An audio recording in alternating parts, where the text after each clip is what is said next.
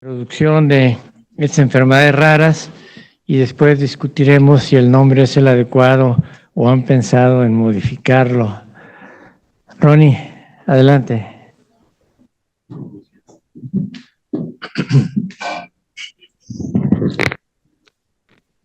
Buenos días a todos, los aquí presentes en observatorio, los que están de vía remota en Santa Fe y en línea. Como presidente de la PMG de Genética, les doy la más bienvenida a todos y qué bueno que están aquí porque el 28 de febrero se celebra a nivel mundial el Día de las Enfermedades Raras y este año, por ser bisiesto, pues es el 29 de febrero, todavía más raro. Entonces, rápidamente, en 10 minutos les voy a dar un contexto general sobre qué son las enfermedades raras en México.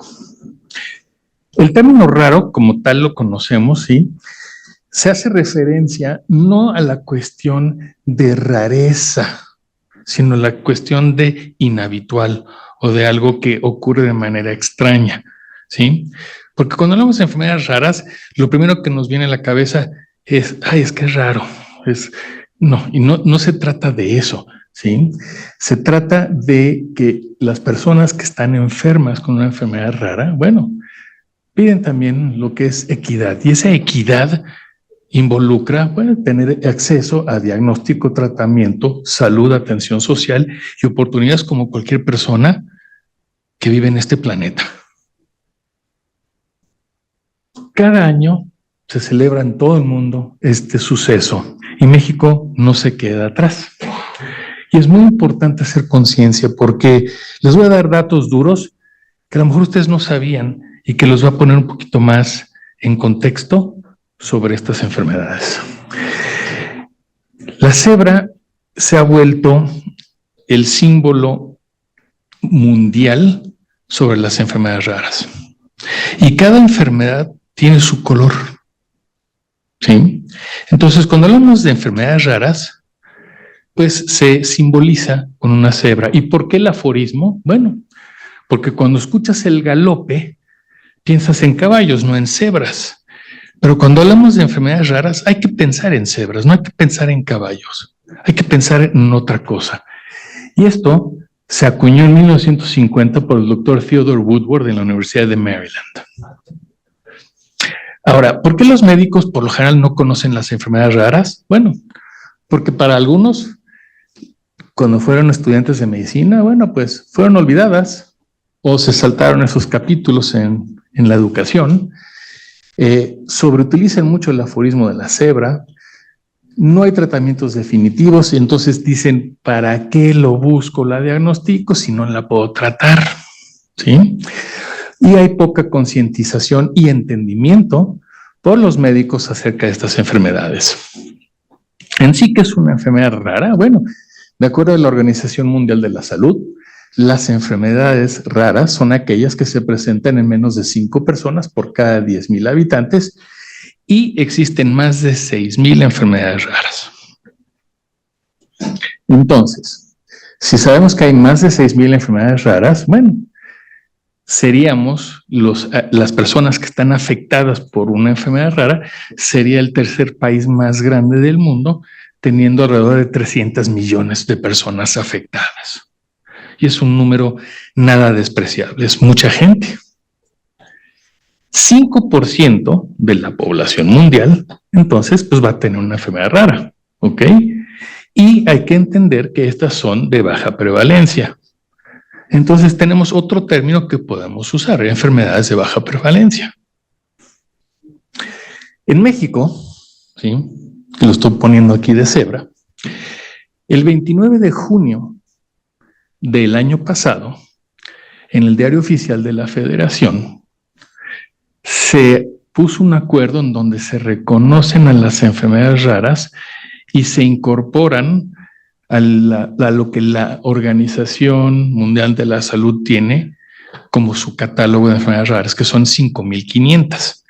Previo a esta publicación, se tenían reconocidas nada más 20 enfermedades raras en el país.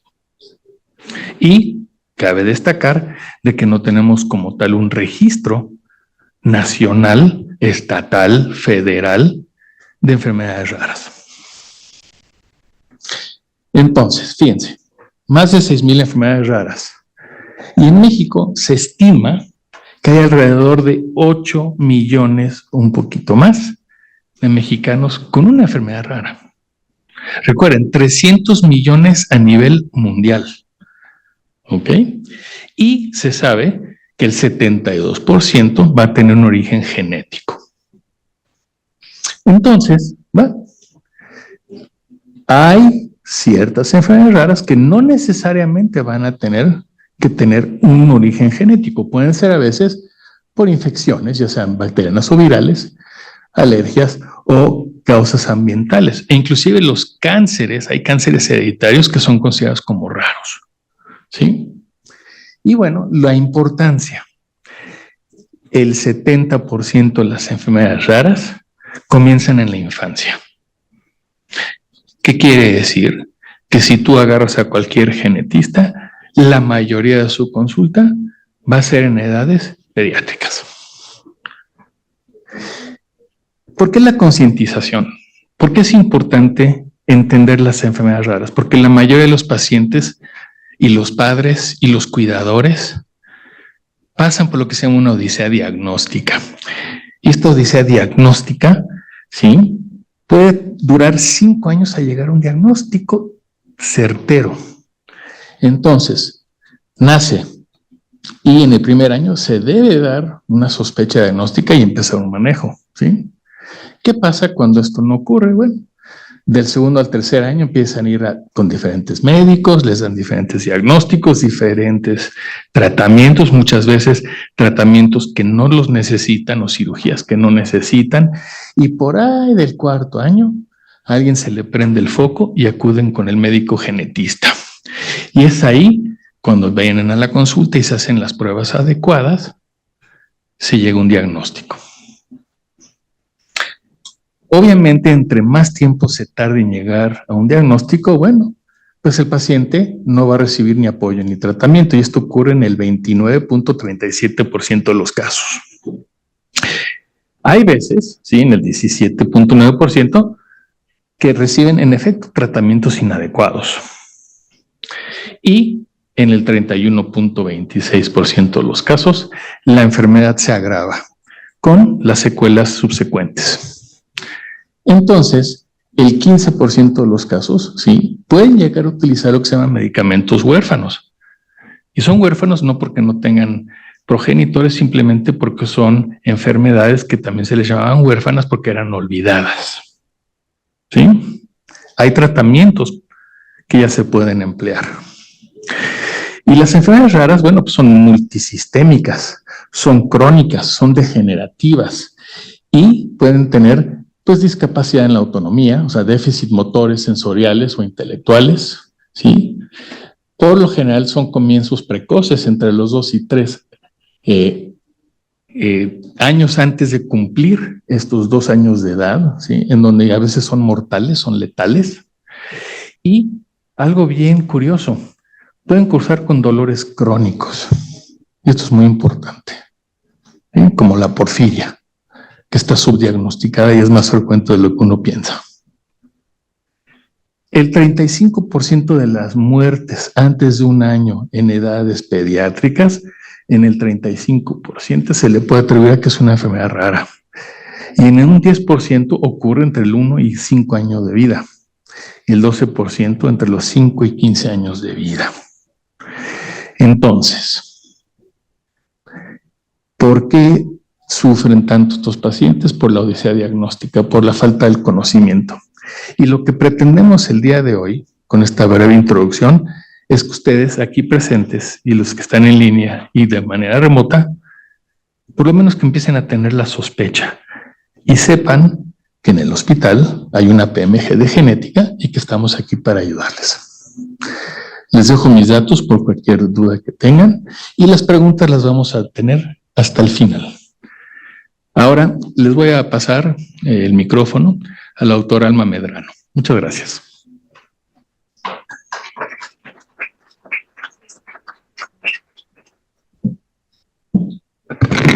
Y un poco más chaparra. ¿Cómo están? Buenos días. Pues bueno, El objetivo de mi plática del día de hoy es demostrarles, bueno, una vez tuve una plática con un compañero y me decía, no, es que lo que tú ves es rarísimo, nunca nadie tiene pacientes de eso, o sea, ¿cómo pretendes pues, dedicarte a la genética? Le dije, no, a ver, tú dame un síntoma, yo te paso las enfermedades que debes estar considerando.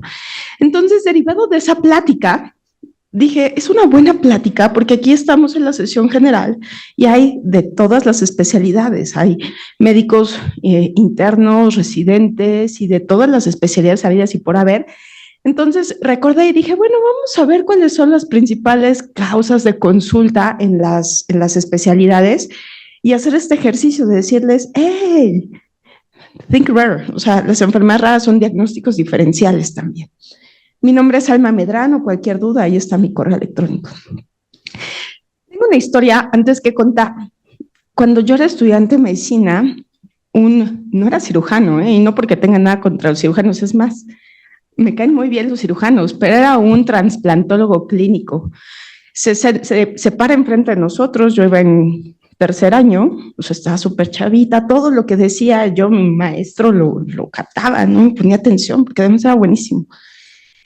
Decía, jóvenes, el que raro piensa, raro come. Y dije, no, pues a mí me da hambre, ¿no? Entonces mejor no pienso raro y pienso frecuente porque yo quiero comer o quiero tener pacientes, ¿no? Y entonces me quedé muchísimo con el que raro piensa, raro come. Y ahora soy genetista, ¿no? Entonces, ¿qué pasó del que raro piensa, raro come a, pues ahora me dedico a la genética? Hubo un paciente, en algún momento fui a dar consulta a un pueblito y me encontré con un paciente buenísima onda, en silla de ruedas, inteligentísimo, divertidísimo, es un chavito, ¿no? Y me contó su abuelita que su hermano se acababa de morir y que él estaba en silla de ruedas y que se iba a morir. Y yo le pregunté, oye, ¿y qué tiene? Yo también, era tal vez cuarto año de la carrera. Me dijo, tiene una enfermedad rarísima, que nadie sabe qué es, pasamos por miles de doctores, se llamaba Giovanni. Giovanni se puso a llorar, nos contó que le dijeron 30,000 cosas, gastaron muchísimo dinero en malos diagnósticos, hasta que llegaron a una biopsia de músculo y le dijeron que tenía Duchenne. Entonces, él tiene Duchenne, bueno, tenía Duchenne, seguramente ya falleció, su hermano tuvo Duchenne, y pues tenía otro hermano, ¿no? Que pues también estaba en la versión de Duchenne, y dije, híjole, no, pues sí está cañón, sí sufren, ¿no? O sea, muchísimos años sin diagnóstico, con mucho dinero invertido, personas de bajos recursos, y ahora este joven se va a morir, ¿y qué va a pasar? La mamá, ¿por qué no sabía? ¿Por qué no sabían con el primero? Etcétera. Y de ahí que viene la genética. Entonces, el doctor Ronnie ya había comentado, ¿no? 3 a 8% de la población mundial va a tener una enfermedad rara. Y entonces me puse a ver cuántos pacientes por día ve un médico. Y me metí y Google me dijo, bueno, pues en el IMSS ven 17. Dije, no manches, 17 por día, pues está muy cañón, ¿no? Es uno de los puntos por los cuales pues tenemos pocos diagnósticos, ¿no? Se piensa poco, 17 pacientes en un día es muchísimo como para pensar en diagnósticos diferenciales, ¿no? Pero bueno, dije, supongamos que ven 17 pacientes en un día. En 2 semanas tendría ya 100 pacientes.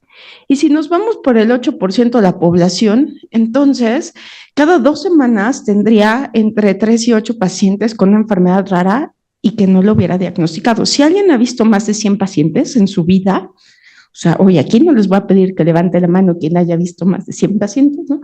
Pero si han visto más de 100 pacientes en su vida, han tenido 8 con una enfermedad rara. Y entonces ahora viene la pregunta, ¿cuántos pacientes con enfermedad rara han diagnosticado? Tampoco voy a pedir que levante la mano, pero es un tema de autodiagnóstico, ¿no? Se lo estoy pensando, no lo estoy pensando.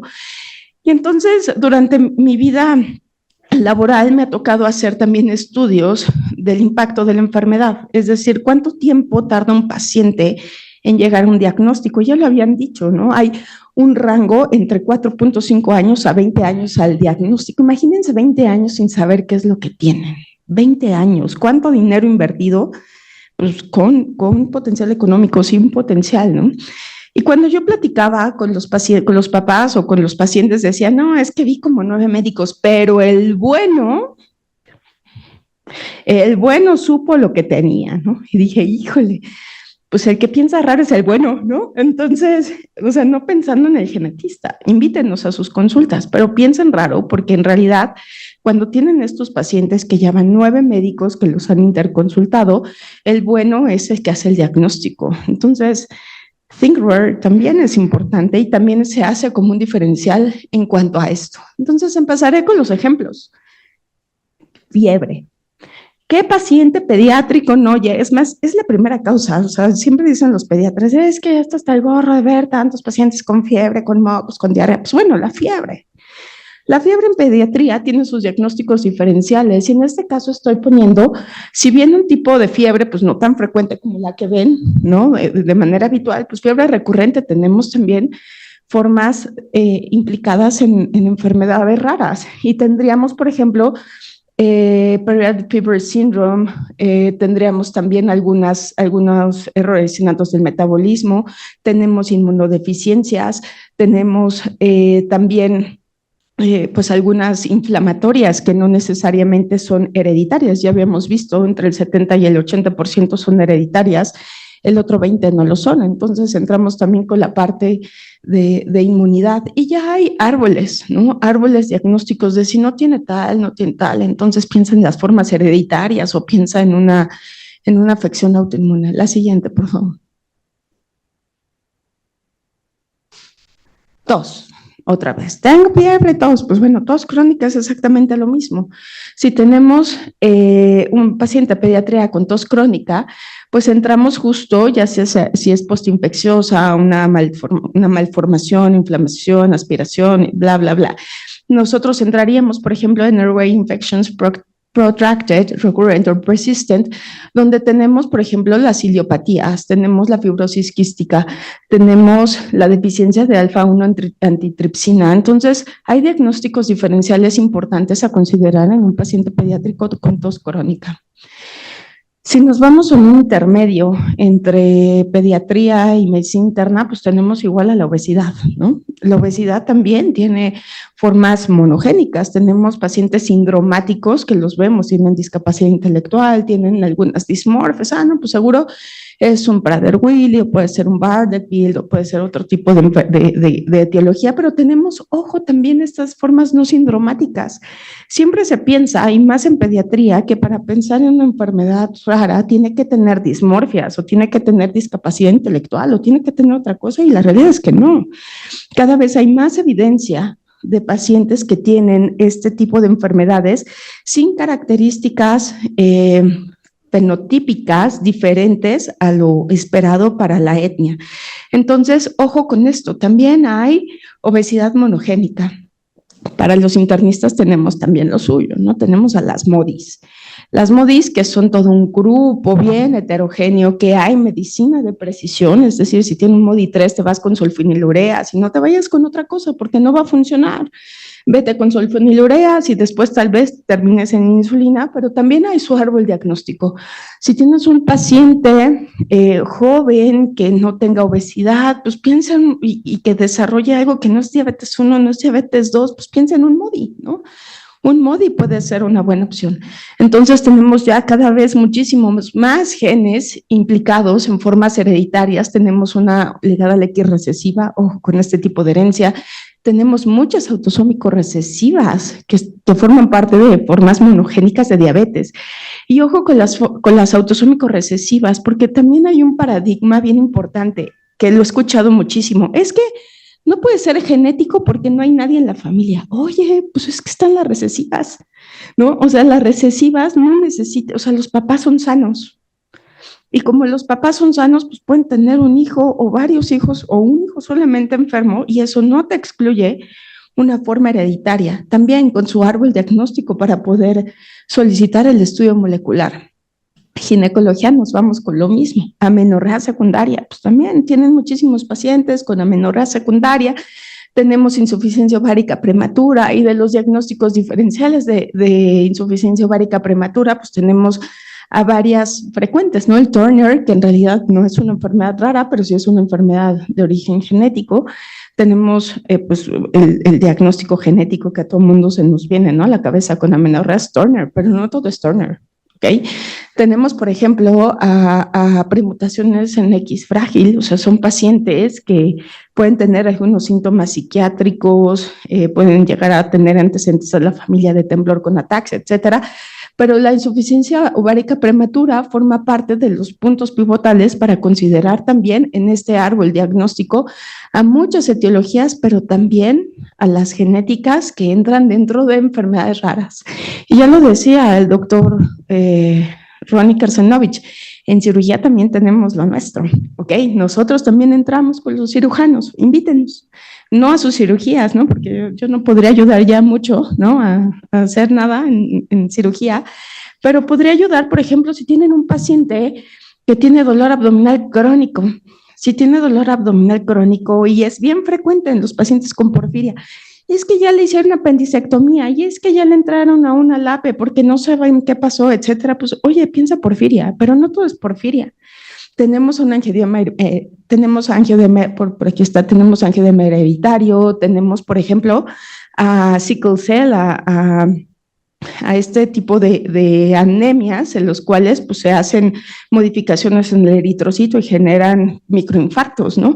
Entonces hay diagnósticos diferenciales a considerar en un abdomen agudo de origen de enfermedad rara. Entonces, lo que yo podría decirles de todo esto es, ustedes saben perfectamente qué es lo frecuente, pero cuando su paciente tenga algo diferente, y no les suene lo que están, o sea, la respuesta al tratamiento y no les suene el seguimiento, no le den muchas vueltas.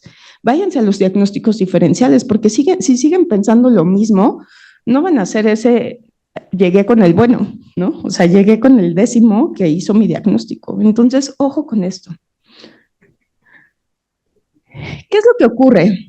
Hay muchos pensamientos que impiden considerar estos diagnósticos. El primero es que no tiene antecedentes familiares. Y ya lo dije muchísimo. Están las enfermedades autosómico-recesivas en las cuales no tiene por qué haber antecedentes en la familia. Y las enfermedades autosómico-recesivas están presentes a lo largo de toda la vida. O sea, yo he tenido pacientes de 70 años, que debutan a los 70 con una enfermedad autosómico-recesiva, 70 años. ¿Ok? Entonces, no es específico de pediatría, no es específico de gine, es para todas las especialidades y a todas las edades. También hay otro, los estudios moleculares son caros. Pues bueno, la realidad es que no eran, ¿no? Hace muchos años sí, entiendo, perfecto, lo eran. Pero ahora no son caros, son accesibles, pero ojo con las iatrogenias. Cada vez es más frecuente, por lo menos en algunas de las consultas de mis compañeros y mía, que llegan por estudios que no han sido bien solicitados. Los estudios moleculares son como una ABH. Cuando ustedes piden una ABH, saben qué van a buscar, ¿no? O sea, no saber qué sale, saben lo que van a buscar, saben qué es lo que esperan y saben qué van a hacer si sale un resultado ABCD. Los estudios moleculares es exactamente lo mismo, saben por qué lo solicitan, saben cuáles son los resultados esperados y entonces solicítenlos. Si no, pidan ayuda, también estamos aquí.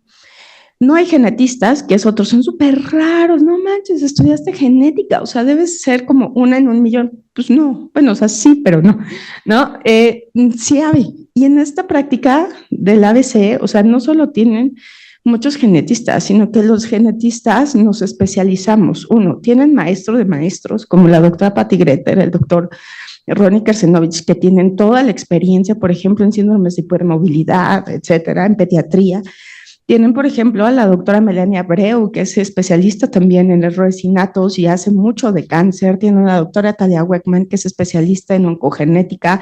Tienen también a una doctora especialista en oftalmogenética. Tienen 2 doctoras y una que pues fue hasta mi maestra, ¿no? Especialista en genética perinatal. Entonces, no solo tienen genetistas aquí, sino que tienen a las subespecialidades de la genética presentes en esta práctica médica. Entonces, interconsúltenos. Estamos ahora sí ya presencial, virtual, ¿no? O sea, como nos quieran encontrar, hasta por correo electrónico podemos entrar en contacto. Y este es bien importante, el equipo multidisciplinario. Tengo la capacidad de solicitar el estudio adecuado y descartar estas enfermedades. Híjole, Ahora les voy a presentar de forma muy sencilla y muy rápida un proyecto que inició un otorrino, la doctora Mónica Rodríguez. Excelente proyecto que está apuntalando no solo al ABC, sino a México en el ojo mundial de las hipoacusias prelinguales. ¿Ok? ¿Qué ha pasado con ese estudio? He tenido pacientes con resultados positivos para una enfermedad hereditaria embarazados en el momento en que doy la consulta, o sea, imagínense el drama. Vengo a mi consulta, veo el resultado, es un resultado positivo y viene la señora con un abdomen del segundo trimestre del embarazo y digo, chin, pues le voy a decir que es hereditario. Y al momento de platicar, no, pues es que ya me habían hecho un estudio genético y mi médico me había dicho que no era genético y entonces por eso estoy embarazada, porque estoy segura, porque ya fui con mi médico que no es genético. Y decidió embarazarse por eso. Híjole, imagínense esa consulta. No, pues fíjese que el estudio que le pidieron no era el adecuado. Y pues el resultado que tiene, pues sí está bien hecho, ¿no? Pero pues no era el estudio adecuado y sí tiene una forma hereditaria y el hijo que está esperando tiene un 25% de riesgo. Imagínense el drama familiar, imagínense si decide hacer una cuestión legal. Por supuesto que la gana, ¿ok? Pero por supuesto, ¿por qué? Porque no se hizo el estudio adecuado. Entonces, ojo con esto, somos multidisciplinarios, zapatero a sus zapatos, invítenos a sus proyectos, invítenos con sus pacientes, cúbranse en salud, por ahí diría alguno de los profesores. Y entonces, de forma muy rápida, el proyecto que les voy a mostrar, que es un caso, vuelvo a insistir, que no iniciamos nosotros, inició un otorrino que es quirúrgica, que todo el mundo dice, bueno, los quirúrgicos, ¿no? O sea, un otorrino quirúrgica, que dijo, ay, mira, qué padre la hipoacusia, vamos a hacer implantes cocleares, pero lo vamos a hacer bien. Y lo vamos a hacer con estudios moleculares de calidad, con un equipo multidisciplinario, que todos estos somos del ABC, ¿ok? Un equipo multidisciplinario, y además los vamos a implantar y les vamos a hacer implantes cocleares. Este es un proyecto que ya está corriendo Torrino, que está dando resultados, que está sacando papers y que tiene la posibilidad que en cuanto tengamos un paciente positivo para un gen que se llama OTOF, tener un paciente mexicano en proyectos de investigación para terapia génica. Está padre, ¿no? O sea, imagínense haber trasplantado o haber sido los primeros que hacen este tipo de proyectos o que hacen este tipo de prácticas, pues los pone también como médicos en otro nivel, o sea, a nivel internacional, con el equipo multidisciplinario. Y eso se logró pues gracias a los médicos del ABC, a Boston, a Abrelab y a Fundación Grupo México. Y con esto espero que pues apoyar un poco a hacer introspección, ¿no? O sea, he tenido pacientes, los he referido, he solicitado estudios moleculares de este tipo, mejor hago, o se me ocurre algún proyecto, búsquenos, nosotros felices de colaborar. Muchas gracias.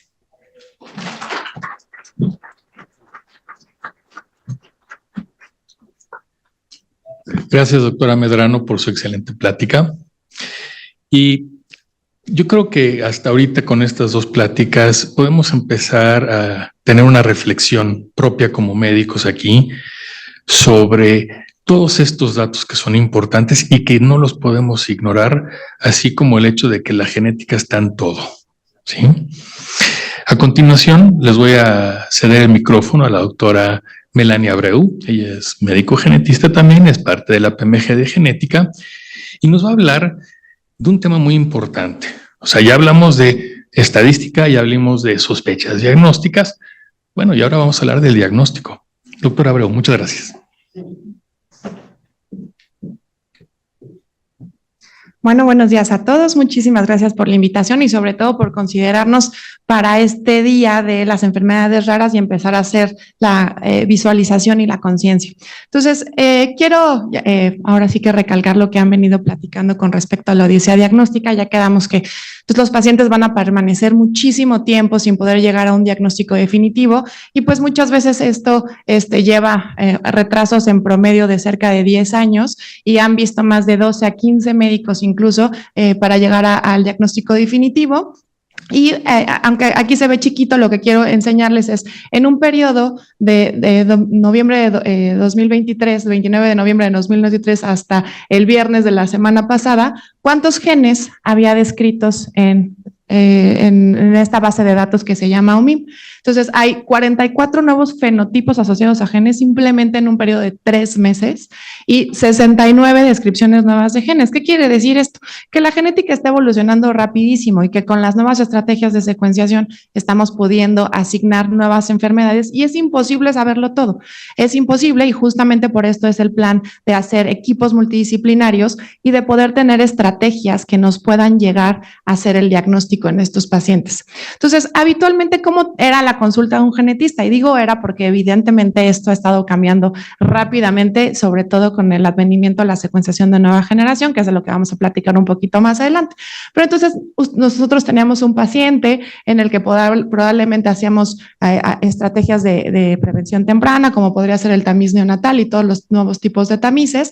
Se podía hacer un estudio, por ejemplo, para una sospecha de error innato del metabolismo y ya podíamos llegar a un diagnóstico definitivo. Sino, ¿qué pasaba?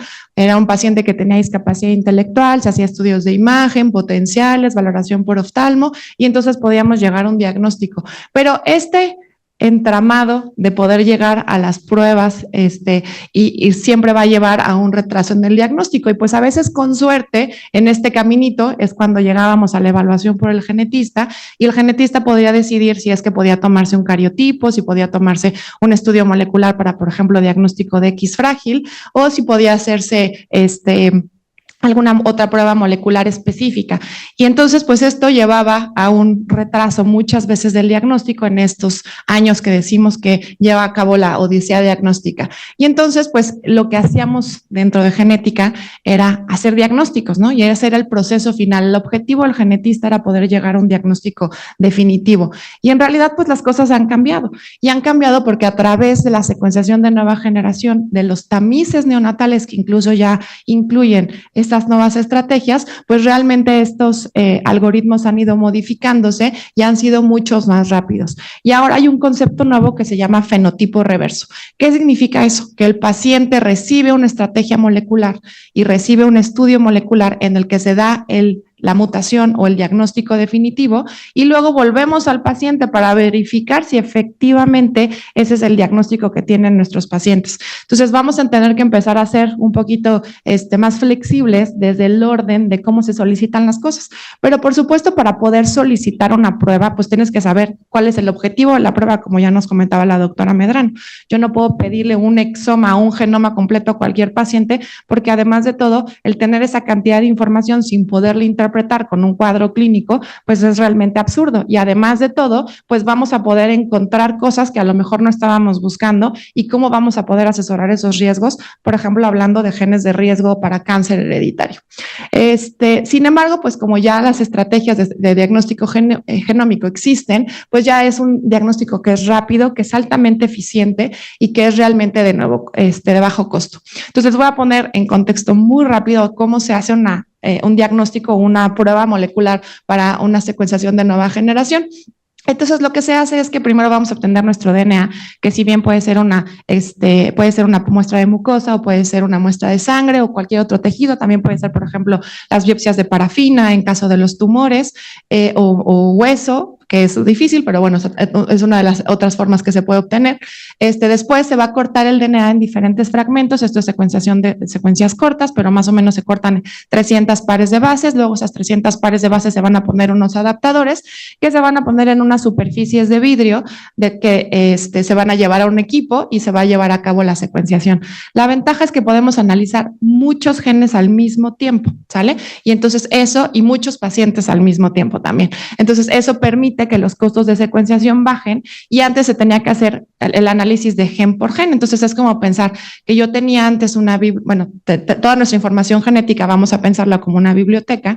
Entonces, si antes yo tenía que analizar un capítulo y leer hoja por hoja, pues era un proceso sumamente tardado y sumamente caro, porque yo tenía que diseñar cada uno de mis primers o de mis oligos para poder hacer el diagnóstico de libro por libro. Y ahora estoy analizando la biblioteca completa en una sola prueba. ¿Sale?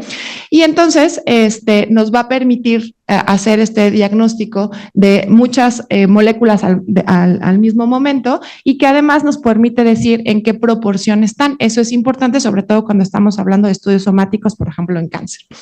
Y entonces, pues podemos tener diferentes tipos de estudios. Podemos tener paneles de secuenciación, podemos tener la secuenciación del exoma, que es la región codificante. Acuérdense que lo que codifica dentro de nuestros genes son los exones. Podemos analizar el exoma, o podemos hacer una secuenciación de genoma completo. Entonces, si viéramos en esta gráfica de pastel, todo lo amarillo sería nuestro genoma, la región codificante realmente solamente es el 2%, que sería lo azul, y los paneles de secuenciación ya serían algo dirigido. Esta es más o menos cómo funciona la técnica que ya les expliqué. Una vez que se hace la secuenciación, yo la voy a alinear a mi genoma de referencia, que acuérdense que tenemos ya nuestro proyecto del genoma humano, ya tenemos mapeado toda la información, ya sabemos dónde va a ir acomodada, y a partir de eso vamos a poder identificar estas faltas de ortografía. Y entonces, ¿qué ventajas tiene, por ejemplo, cuando uno dice, yo voy a hacer un panel de secuenciación, o un panel para epilepsia, o un panel para una cardiomiopatía? La ventaja que tiene hacer un panel es que estoy acotando el número de genes que voy a analizar, y esto va a permitir tener mayor sensibilidad en cuanto al diagnóstico. ¿Por qué? Porque voy a poder tener mucho mayor cobertura en estos genes o en estas regiones de interés, y va a poder detectar, por ejemplo, algunos casos que pueden ser mosaicos, y la interpretación es mucho más sencilla. Entonces, por ejemplo, en el caso del proyecto de hipoacusias que estamos trabajando, entonces se analizan 125 genes, que son los 125 genes asociados a hipoacusia no sindrómica, y entonces están cubiertos todos esos genes de forma de que no se nos puede escapar ninguna otra mutación que estén contenidos en estos genes. Entonces, por ejemplo, aquí les pongo un ejemplo de un panel de epilepsia en donde se analizan 70 genes, y dentro de esos, pues bueno, puede haber causas autosómicas dominantes, recesivas, ligadas al X. ¿Cuáles son el tipo de mutaciones que más frecuentemente se pueden encontrar? Pero aquí me parece bien importante enseñarles esto. Entonces, de los 70 genes que se analizan en este panel de epilepsia, únicamente en 4,000 casos, solamente encontraron variantes patogénicas en 14. ¿Qué quiero decir con eso? Que a veces tenemos este concepto de que más es mejor, de que pues si ya podemos hacer un exoma, pues hay que hacer un exoma, o si podemos hacer un genoma, hay que hacer un genoma, y no necesariamente, porque nosotros tenemos la posibilidad de tener un mucho mejor diagnóstico y un abordaje desde el punto de vista molecular específico por estos genes, que si hacemos un estudio ampliado que no necesariamente tiene la misma cobertura. Entonces, siempre por eso es importante la referencia con el genetista para poder ayudar a decidir cuál es el mejor panel para ese paciente en particular. Y por supuesto, aprender a leer los informes y aprender a leer las letras chiquitas, porque a veces estos informes no dicen exactamente qué parte del gen se analizó. Si es un hotspot, por ejemplo, es un área donde realmente ahí caen muchas mutaciones, o si tiene la capacidad, por ejemplo, de detectar variantes en el número de copia por un análisis bioinformático de acuerdo al número de lecturas. Si, por ejemplo, en una región encontramos 50 lecturas y en las regiones aledañas encontramos 100, pues quiere decir que a lo mejor ahí hay una deleción, y esto ya por un algoritmo bioinformático lo puede hacer la secuenciación de nueva generación, pero pues todo esto va a depender de la capacidad propia de cada prueba, y eso es muy difícil que cada uno de ustedes pueda aprender a detectarlo o a diferenciarlo, a menos que en realidad sean biólogos moleculares. Entonces, por eso es importante contar esto como un equipo. Aquí les pongo, por ejemplo, igual un panel de cardiomiopatía dilatada en el grupo del INMEGEN, en donde diagnosticaron pues con un rendimiento diagnóstico de casi la mitad de los casos. ¿Qué quiere decir eso? Que estaban muy bien seleccionados estos pacientes, que más de la mitad, bueno, más o menos la mitad de los casos encontramos un diagnóstico molecular con diferentes tipos de variantes en estos genes, que la gran mayoría, por ejemplo, eran casos de cardiomiopatía dilatada familiar o de cardiomiopatía dilatada idiopática, ¿no? Entonces, esto es bien relevante porque el rendimiento diagnóstico de la prueba también se tiene que considerar. Me refiero a qué capacidad tiene esta prueba que estoy seleccionando para encontrar el diagnóstico en estos pacientes. Entonces, ya hablamos sobre los paneles, que como bien, si es un fenotipo muy concreto, muy bien caracterizado, sería lo indicado empezar por un panel. Después, pues tenemos esta secuenciación de exoma. El exoma tiene la capacidad, pues, en la teoría es que el 85% de las variantes patogénicas van a estar codificadas o van a estar incluidas dentro del exoma. Entonces, es una prueba que, pues, es bastante importante porque tiene una capacidad de detección muy buena. Y entonces, aquí podemos analizar y vemos que entre más genes estemos analizando, mayor probabilidad de encontrar nuestras famosas variantes de significado clínico incierto, que si bien alguno de ustedes ya ha solicitado alguna prueba, se han dado cuenta que van a venir señaladas estas variantes de significado clínico incierto que se refieren a cambios en el genoma que no podemos asignar bien. La mayor parte de ellas van a terminar siendo benignas, pero se requiere experiencia para poder interpretar y poder reanalizar en determinado número de tiempo, entre cada 6 a 12 meses, si esas variantes en realidad ya fueron reclasificadas o poderlas asignar ya como la causa del diagnóstico clínico del paciente. Luego, pues podemos ver cuál es la utilidad de, por ejemplo, analizar un exoma en pediatría, ¿no? Ya comentaba la doctora Medrano todos los diagnósticos diferenciales dentro de los cuales podemos sospechar alteraciones en pediatría, pero veamos, por ejemplo, ya les comentábamos que el 55% de los casos de sordera van a tener un rendimiento diagnóstico positivo, es decir, van a encontrar un diagnóstico molecular, más o menos la mitad de los casos de alteraciones oftalmológicas, 40% de alteraciones de tejido conectivo y el 36% de los pacientes que tienen una malformación congénita. Entonces, si se dan cuenta, pues es muy buena la capacidad diagnóstica que tiene el exoma para estas enfermedades raras. Y vean aquí, la discapacidad intelectual es del 16%. Entonces, es bien importante revisar que efectivamente este paciente sea candidato para esta prueba molecular y no para otra, porque sin lugar a dudas, por ejemplo, la causa más frecuente de discapacidad intelectual en varones va a ser X frágil y eso no se puede diagnosticar a través de un estudio de exoma.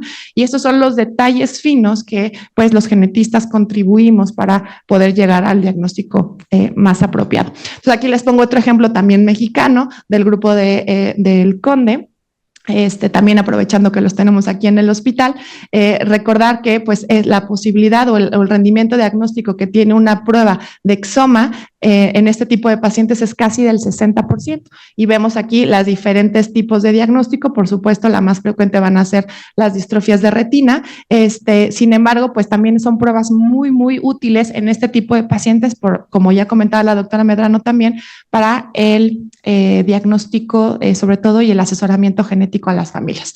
Entonces, hay otra cosa bien relevante que también me gusta puntualizar, que es esta posibilidad de tener la comunicación con el laboratorio que realiza las pruebas. ¿Por qué? Porque muchas veces lo que podemos poner de indicación en la solicitud de un estudio, pues se queda acotado a tiene epilepsia o tiene, por ejemplo, una cardiomiopatía. Si nosotros podemos ampliar el número de características que ya está estandarizado, que se tienen que normar por una nomenclatura universal que se llama HPO, que es como el catálogo en donde podemos encontrar cada uno de estos síntomas, nosotros podemos aumentar el rendimiento diagnóstico que tienen estas pruebas. Entonces podemos ver, por ejemplo, que en este estudio encontraron un diagnóstico definitivo en 36% de los pacientes, 19% era negativo, y aquí teníamos una área gris de un estudio que es en pacientes que podían ser posibles o genes que podrían ser candidatos. Y entonces a partir de eso se pueden realizar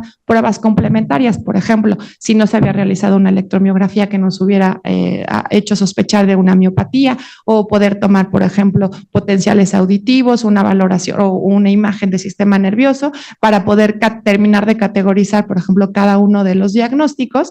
Y esto pues nos permite aumentar cerca del 7% del rendimiento de las pruebas, que ustedes me dirán, pues 7% no es tan poquito, o es muy poquito, pero si estamos considerando que estamos hablando de enfermedades raras y estamos hablando de que el rendimiento per se de estas pruebas está cerca del 30%, pues aumentar el 7% es bastante bueno. Entonces, esta comunicación debe de ser muy útil para que fluya sobre todo la interpretación desde el punto de vista molecular con el cuadro clínico del paciente. Y después, pues ya se antoja que estamos leyendo todos los artículos de la secuenciación que se está llevando en otras partes del mundo, en donde ya se analiza el genoma completo. Y aquí, pues la diferencia es que estamos analizando tanto la región codificante como la región no codificante. Y esta, pues, es una secuenciación, digamos, mucho más limpia, porque son fragmentos en donde se puede alinear claramente en cada una de estas regiones, incluida la dentro de los intrones. Sin embargo, pues la cantidad de datos que nosotros tenemos que obtener es bastante grande. Entonces, hay que pensar que si nosotros para un exoma, para un panel, más o menos, la cantidad de datos que estamos obteniendo son cerca de 4 gigabases, que sería como pensar en un disco duro o en un USB. Luego hay que considerar en un exoma más o menos estamos teniendo cerca de 8 y para un genoma completo son 120, ¿sale? 120 gigabases, eso es muchísima información. La capacidad técnica de los softwares y de los servidores para poder procesar esta cantidad de información es bastante importante y tenemos que empezar siempre estudiando lo que está en las regiones codificantes porque es lo más sencillo. Y entonces, pues, son estudios que si bien es ahora sí que técnicamente es más bonita, pues es mucho más caro, sobre todo por el background bioinformático que tenemos que tener para la correcta interpretación. Entonces, les pongo aquí un ejemplo igual en donde se analizaron 100,000 genomas en un estudio piloto en Reino Unido, en donde se encontraron 2,000 pacientes que no tenían diagnóstico y que se había sospechado que pudieran tener una enfermedad rara y se encontró diagnóstico de diferentes tipos de diagnóstico en 161 condiciones. El rendimiento diagnóstico fue del 25%, quiere decir que es una prueba que puede llegar a solucionar estos casos de difícil diagnóstico en más de un cuarto de los casos. Y entonces vemos qué tipo de condiciones son las que estaban consideradas y pues la más aquí en el eje de las Yes vemos el rendimiento diagnóstico. Entonces, ¿cuáles son las condiciones que mayor rendimiento diagnóstico tienen? Pues ya platicábamos de las alteraciones oftalmológicas, hablábamos de las hipoacusias y vean aquí, yo les había platicado que la discapacidad intelectual con estos paneles era del 16% y aquí estamos aumentando cerca del 40%. Entonces, estas tecnologías han ido evolucionando y en diagnósticos en donde el fenotipo es bastante complejo, se recomienda no irnos por un panel, sino irnos por un estudio mucho más amplio, ya sea un exoma o un genoma completo. Y otra cosa importante es poder hacer este ejercicio de reanalizar los datos. Una vez que ya secuenciamos toda nuestra información, pues realmente ya la tenemos completa. Entonces no tendríamos que estar repitiendo estudios y eso es bien importante porque yo he tenido casos en donde primero les hicieron un exoma en un laboratorio y luego le hicieron un exoma en otro laboratorio viendo o esperando que fueran diferentes y en realidad la información ya está secuenciada. Lo que puede cambiar es el conocimiento que tenemos en ese momento para hacer la interpretación. Entonces ya les platicaba yo que si hay 44 nuevos genes que se están describiendo 3 meses después, pues es un reto para nosotros estar en la reinterpretación de los análisis, ¿no? Y entonces pues tenemos que también tener esta capacidad de poder contactar al laboratorio y ver si pueden correr un reanálisis. Y aquí yo les enseño un caso que vimos en donde tenía un paciente diarrea congénita y en el momento en el que yo lo vi ya te empezaba a tener datos de sobrepeso y de obesidad y entonces yo pedí un reanálisis, hicimos el estudio y resultaba que sí tenía una mutación en un gen que causaba inicialmente diarrea congénita y después empezaba con alteraciones endocrinológicas, dentro de ellas obesidad e hipotiroidismo y resulta que pues estos pacientes, pues también tenemos la dimensión del tiempo. En el momento en que lo ve cada uno de los médicos va a presentar cuadros clínicos diferentes y por eso es que sí bien importante que estos pacientes pues no pierdan el seguimiento y estemos evaluando y reevaluando clínicamente lo que presentaron. Entonces, bueno, pues ya les contaba yo que pues suena muy divertido y pues ¿por qué todos nuestros pacientes no pueden tener un diagnóstico? Y pues bueno, obviamente hay que considerar que no todos los genes están conocidos, ya platicábamos los que se están encontrando día a día, y pues que hay ciertos otros mecanismos como por ejemplo la epigenética, que podemos tener ciertos mosaicos, que hay ciertas regiones que a pesar de hacer este tipo de secuenciaciones son muy difíciles y que tenemos que usar otras técnicas como en X frágil, y entonces que pues tenemos que tener este apoyo para poder considerar qué pasa con estos pacientes que son negativos. Y para terminar, nada más quiero enseñarles, por ejemplo, este es un artículo muy bonito del grupo de la doctora Vela del Instituto Nacional de Pediatría, donde analizaron errores innatos del metabolismo en 33 años. Vean la cantidad de pacientes que habían logrado un diagnóstico molecular y en realidad es menos del 30%.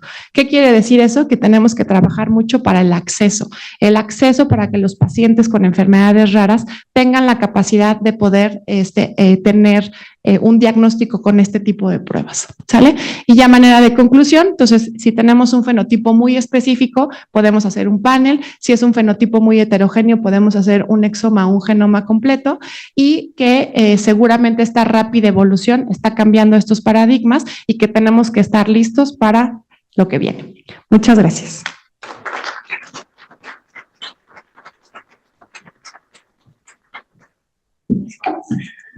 Muchas gracias, doctora Abreu, por su excelente presentación. Y yo creo que con estas tres pláticas, todos los que están presentes ya tienen que tener una idea, una pequeña embarrada de lo que nosotros los genetistas vemos día con día y de que se les pueden ir pacientes con enfermedades raras. Es muy importante, ¿sí? Entonces, dicho eso, esto es un campo que cambia, como ya lo demostró la doctora Abreu, día con día. Es muchísima la información con la cual nosotros tenemos que lidiar para estar actualizados, bien informados, ¿sí? Hay subespecialidades en genética. Tenemos aquí en el hospital, somos 10 genetistas a su disposición. Y quisiera saber si aquí presentes o en Santa Fe o en línea tienen alguna pregunta para los expositores. Doctora Soto. Bueno, yo primero quiero felicitarlos por la charla, es muy buena y muy informativa. Yo me dedico a la reumatología y veo enfermedades raras que desembocan en cosas muy catastróficas, como es el daño cardiovascular. Y esto, pues en general, son las del tejido conectivo. Me llamó la atención la primera que dijeran que se podía cambiar el nombre. Yo le pondría realmente huérfanas, y sí realmente están huérfanas de todo. Para que lleguen al genetista debería de haber un conocimiento básico, como se hace con todas las enfermedades raras, desde del familiar, del papá o la persona que acompaña al que tiene una enfermedad rara. Y la otra es, pues finalmente, aunque tengan síntomas, en el caso de los que yo veo, la gran mayoría no tiene síntomas.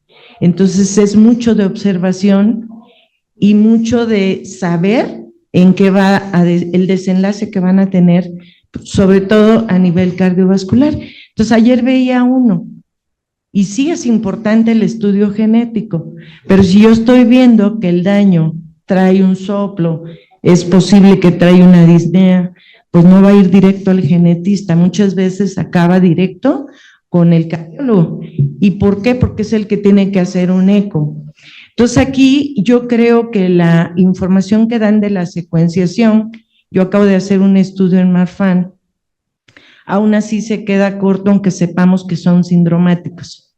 Y se queda corto porque lo que encontramos es que además de la mutación buscada, con ese panel salen otros que no sabemos si hay imbricación igual que en la parte clínica. Entonces es muy complejo, pero en alguna ocasión hice el comentario que lo que se tiene que hacer con estos padecimientos, finalmente la información a toda la población, porque es como acudirían primero al médico de primer contacto, sea pediatra, médico general, y después ya a la parte que ustedes manejan, porque realmente el estudio es caro. aún con todo lo que se ha cortado, el más barato que yo he encontrado, al menos, por ejemplo, para Marfan, está en 17,000. Y si Invitae lo hace en 5,000. Pareciera algo muy cómodo, pero no lo es cómodo. Y entonces al final esta información debería de ser a los que toman decisiones en salud para que se haga todo este estudio abierto a la población y entonces cambiaría la situación. Bueno, si quieres pasa enfrente. Hay algunos comentarios ya en el chat. Las felicita el doctor Sergio Moreno, en especial a la doctora Medrano, que es neurogenetista, del doctor Itadubi. Buen día, felicidades por este reforzamiento a todas estas enfermedades. Pregunta, ¿actualmente hay algún panel genético que se pueda sugerir como tamizaje además del neonatal y en qué momento, o sea, en qué edad sería recomendado que se proyecta pueda existir en un futuro próximo? Y el doctor Castañeda habla de las trombofilias.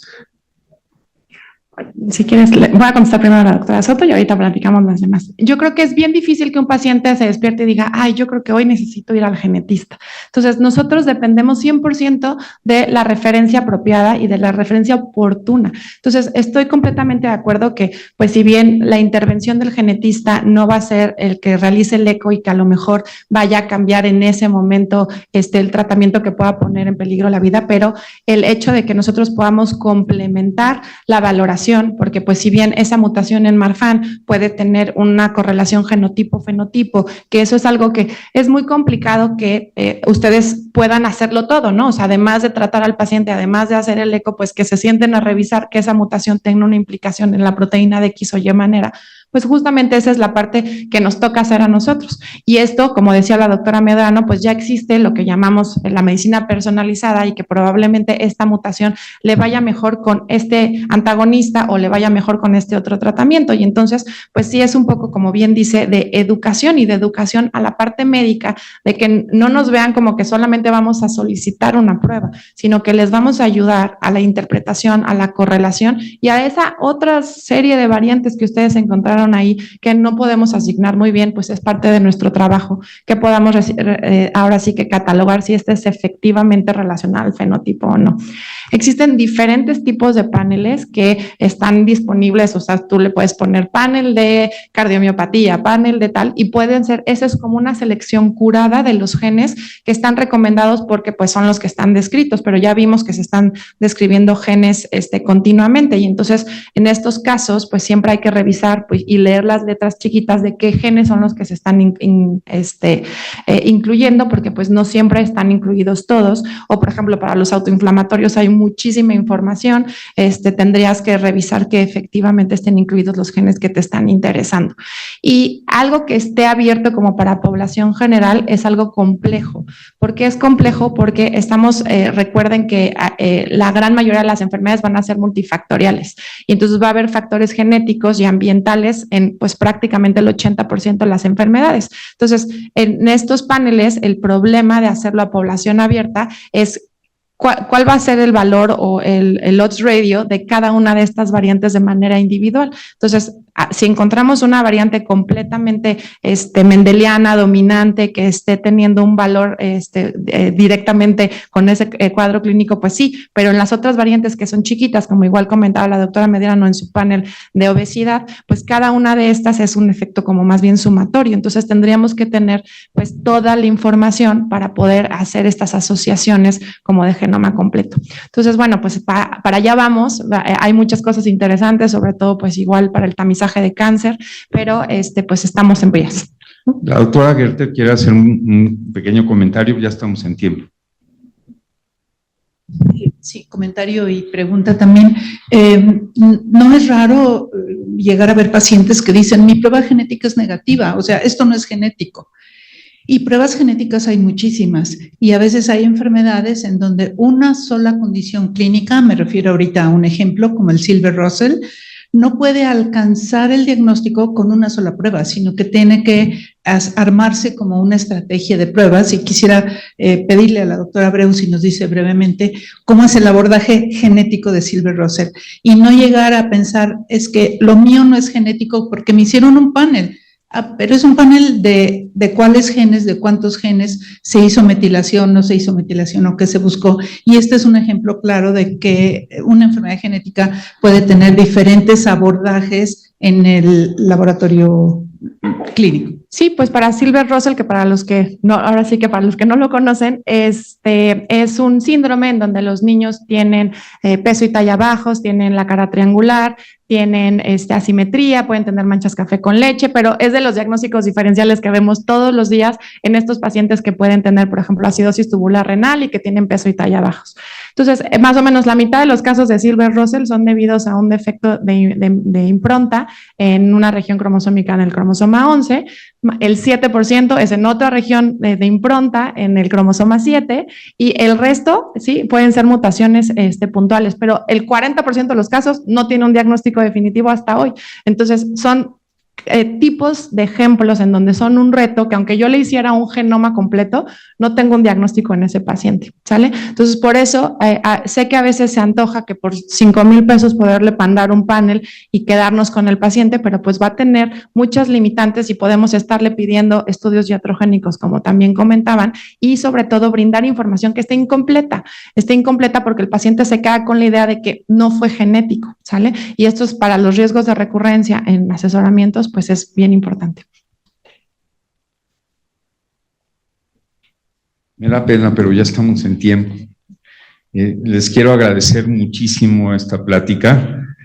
Creo que todos estamos expuestos y con la estadística que nos dio la doctora de los 100 pacientes, pues sí, el 8% es muchísimo, ¿no? Entonces, pues vamos a ponernos las pilas y consultar más a nuestro genetista de cabecera. Aquí están sus cartas de agradecimiento y se las haremos llegar en breve. Y los anuncios parroquiales, la semana que entra tenemos sesión anatomoclínica, autopsia, su utilidad en la era de la patología digital, por la doctora Laura Montserrat Bernal López del Departamento de Patología Quirúrgico y Molecular. Eso para el martes que entra. Les recordamos que ya nos tenemos que purificar en la asociación médica con la renovación del seguro y la anualidad. Y queremos invitar a todo el Centro Médico ABC, incluidos médicos y residentes, aunque va a ser en la noche, hagan un pequeño esfuerzo para acompañarnos. No siempre tenemos la oportunidad de tener en nuestro hospital un premio Nobel. Y él va a hablar de la medicina personalizada, ¿no? Hablando de enfermedades raras, pues también hay que ver qué podemos curar y a qué precio, ¿no? El doctor Aaron Schenover nos visita desde el Hospital Maimónides de la Universidad de Haifa, el Hospital Rambam, y vale mucho la pena. Esto va a ser el 5 de marzo, en 2 semanas, y va a ser presencial y en Zoom y en los 2 auditorios. Entonces es una oportunidad para estar con un premio Nobel.